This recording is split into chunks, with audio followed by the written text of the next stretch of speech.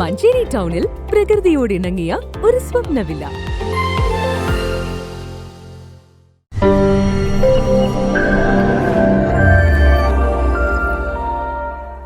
മഞ്ചേരിയിലെ പുഴങ്കാവ് തടയണയുടെ പ്രവർത്തനവുമായി ബന്ധപ്പെട്ട് അനിശ്ചിതത്വം നിലനിന്നിരുന്നു. ഇത് പരിഹരിച്ച് നാട്ടുകാർക്ക് വെള്ളം എത്തിക്കണമെന്നാവശ്യപ്പെട്ടുകൊണ്ട് നവകേരള സദസ്സിൽ നിവേദനം നൽകിയിരുന്നു. ഇതേ തുടർന്ന് പുഴങ്കാവ് തടയണയുടെ ഷട്ടർ താഴ്ത്തി. കടലുണ്ടി പുഴയിൽ 70 മീറ്റർ നീളത്തിലാണ് പുഴങ്കാവ് തടയണ നിർമ്മിച്ചിട്ടുള്ളത്. നിർമ്മാണം പൂർത്തിയായി 7 മാസം പിന്നിട്ടു.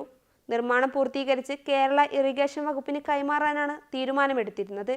എന്നാൽ ഇറിഗേഷൻ ഡിപ്പാർട്ട്മെന്റ് തടയണ ഏറ്റെടുക്കുന്നതുമായി ബന്ധപ്പെട്ട ചില തടസ്സങ്ങൾ കാരണം തടയണയുടെ പ്രവർത്തനം അനിശ്ചിതത്വത്തിലായിരുന്നു.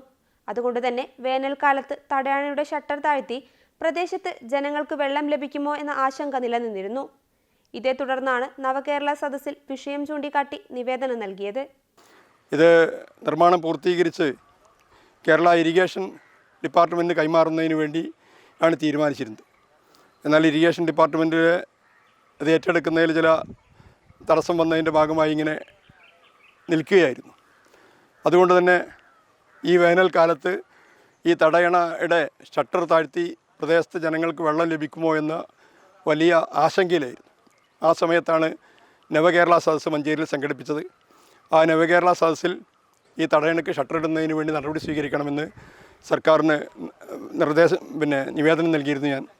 ആ നിവേദനത്തിൻ്റെ അടിസ്ഥാനത്തിൽ Kerala irrigation infrastructure development corporation തന്നെ നേരിട്ട് ഇപ്പോൾ ഇന്ന് രാവിലെ, അതായത് ജനുവരി 4-ാം തീയതി രാവിലെ 6 മണിക്ക് ഈ ഷട്ടർ താഴ്ത്തുന്നതിന് വേണ്ടിയുള്ള നടപടി സ്വീകരിച്ചിരിക്കുകയാണ്. ഇത് പ്രദേശത്തെ ജനങ്ങൾക്കും കർഷകർക്കും ഉൾപ്പെടെ വലിയൊരു ആശ്വാസമാകും. News bureau, Manjeri.